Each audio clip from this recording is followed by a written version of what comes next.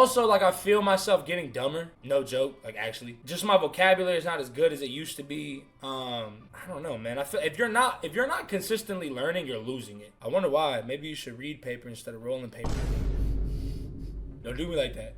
I used to read a whole bunch. Like, I think I want to reread Animal Farm. Like, obviously it always pertains to the times. And I'm probably going to sound like a dickhead. I'm definitely going to sound like a dickhead. But it's like, it definitely pertains to the times right now. And and some Animal Farm edits popped up on my For You page. And I was like, man, I really only remember the end of the book.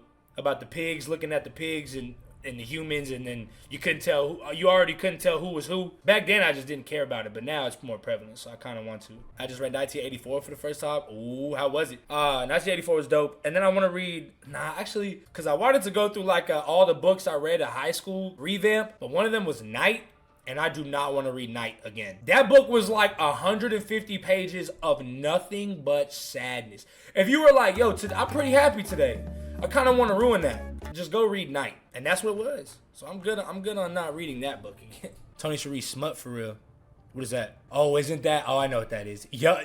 Hey!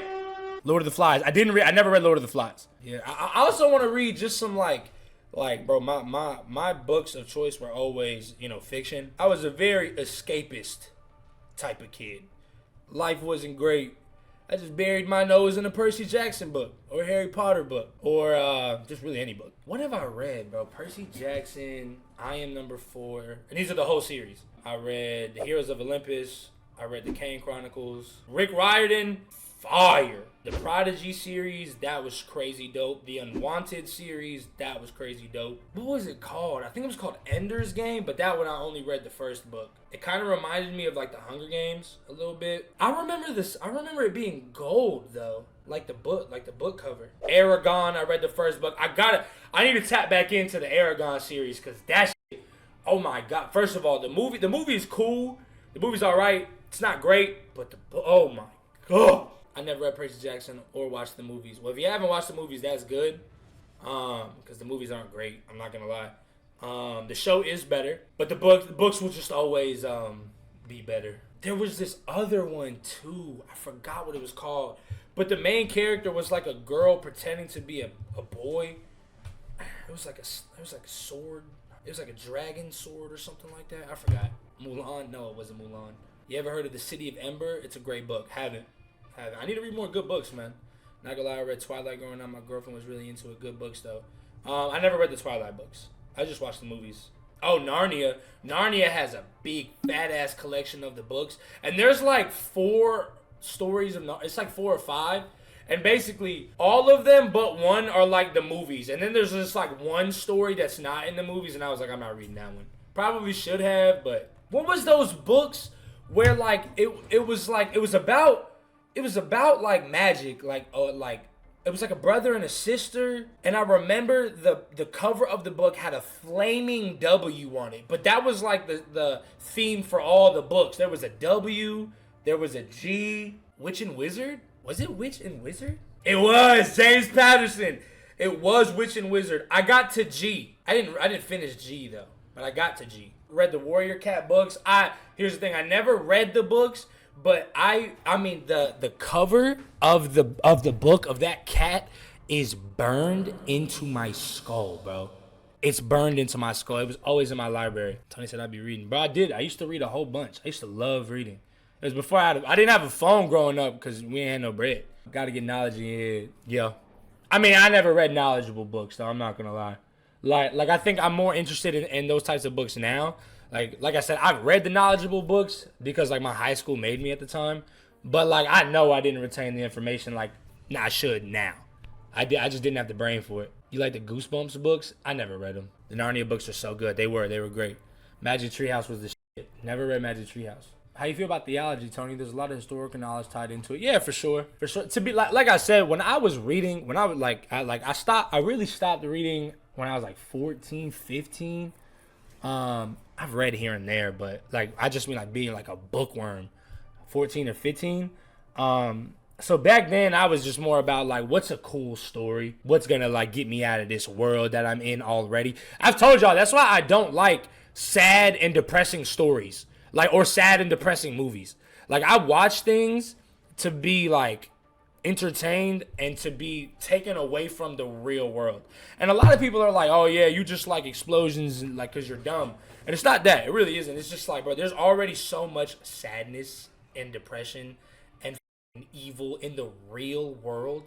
It's like, what am I gonna go watch a movie about that for? Like, my brother loves what was that movie with Timothy Chalamet where he was where I believe he was like addicted to drugs and his dad was trying to help him. I think Steve Carell was the dad. What was that movie, chat? Beautiful Boy. Yup, Beautiful Boy. And he just explained the movie to me, so I don't know what the movie really is. But he was like, yeah, it's just like beautifully sad movie about like this dad trying to care for his son, and his son has like drug abuse problems like that. And as the movie progresses, he's getting worse with his addiction. And I was like, yeah, I would never watch that. I would never watch that. That is so sad. Why would I watch that? Only books I read is ones about getting money. They're not working. But yeah, like I was like, yo, why would I watch that? I understand why someone would, but I feel like people don't understand why someone wouldn't. You know? And that's what trips me up. Cause it's like, I don't know. That's just not how I watch movies. I want to watch In the Pursuit of Happiness, but I know it's a struggling father and it makes me sad. But The Pursuit of Happiness is an amazing movie. Tony, I need you to read Monster manga. It would be the best manga you ever read, or just watch the show. I'm putting you on a gem. Doesn't that have that blonde dude in it? And he's always like one of the villains, like the craziest villains of like I guess anime. I've been watching hella movies. You know, I just got done watching The Godfather. Great movie. Wedding scene, a little long. Won't lie, it was a little long. I understand why it's long before you film heads. Well, actually, the wedding scene was long because it talks about how it shows their culture and how they need to preserve it, and the wedding signifies. I know, okay, I know.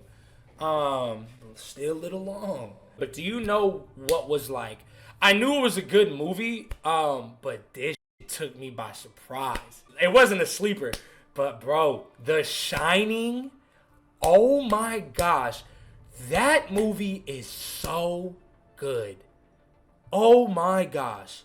I don't know, like, y'all gotta, like, bro, I didn't watch movies, like, hella growing up either. I thought The Shining was just, like, I've seen the Here's Johnny, I saw all of that. I thought it was just either that dude is the villain, or he's possessed, or it's something, like, kind of demonic. But the way The Shining was explained, bro, where, I believe he was the caretaker of, like, the ski lodge. And he was talking to the kid in his mind. And he was like, me and my grandma could have conversations without ever speaking a word. She called it shining.